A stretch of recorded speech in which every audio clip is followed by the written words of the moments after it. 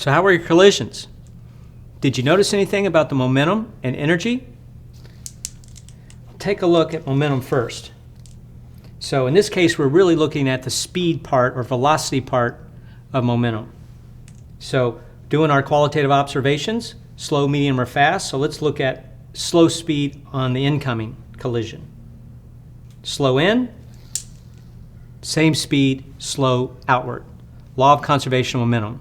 Momentum before the collision is the same as the momentum after the collision. So in energy, you could notice that the energy of the incoming marble equals the energy of the outgoing marble. It's law of conservation of energy, right? It's conserved, it doesn't change.